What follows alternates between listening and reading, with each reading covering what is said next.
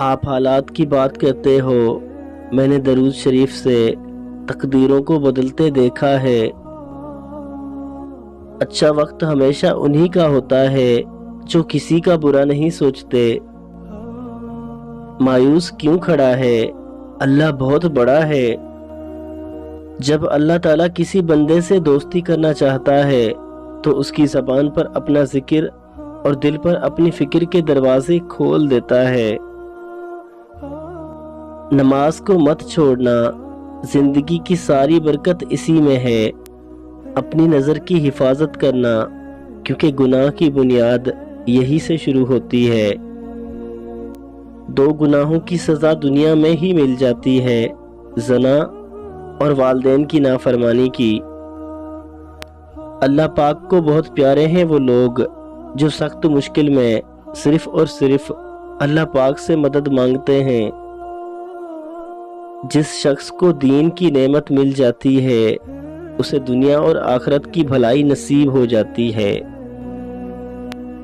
اچھے لوگوں کا امتحان اللہ پاک بہت لیتا ہے پر ساتھ کبھی نہیں چھوڑتا، اور برے لوگوں کو اللہ پاک سب کچھ دیتا ہے پر ساتھ نہیں دیتا۔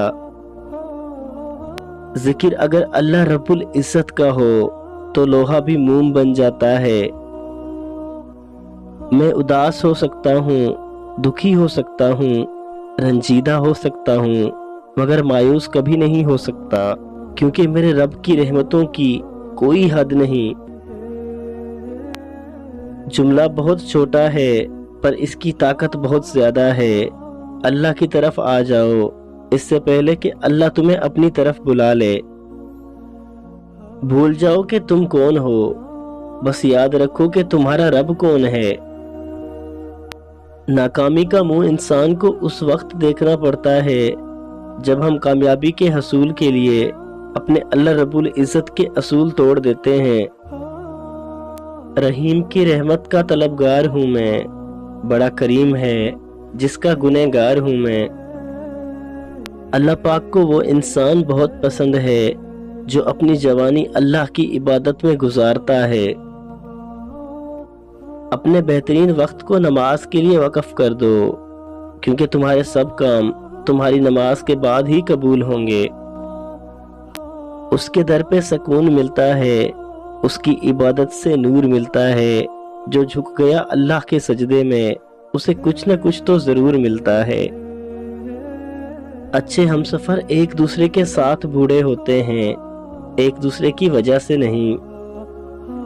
کسی کو اداس پاؤ تو نصیحت کے بجائے اس کو سن لیا کرو، احساس سے، محبت سے، بغیر کسی غرض سے۔ دنیا مکافات عمل کا نام ہے۔ آج آپ کسی کی راہ میں پتھر رکھو گے، آنے والا وقت تمہاری راہ میں پہاڑ بن جائے گا۔ زندگی تو کبھی بھی آسان نہیں ہونے والی، بس آپ کو مضبوط بننا پڑے گا۔ وہ انسان زندگی میں کبھی ہار نہیں سکتا جس کی امید اللہ پاک سے ہے۔ سونف کے تیل کے چند قطرے ایک گلاس پانی میں شامل کر کے پی لو، موٹاپا چند دنوں میں دور ہو جائے گا۔ انسان کی سب سے بڑی خوش فہمی ہے کہ ہمارے پاس وقت ہے، دراصل بہت بڑی غلط فہمی ہے۔ اپنا سفر ہمیشہ جاری رکھیں۔ خوبصورت منزلوں کے راستے اکثر دشوار ہوتے ہیں۔ عزت پانے کے لیے عزت کرنی پڑتی ہے۔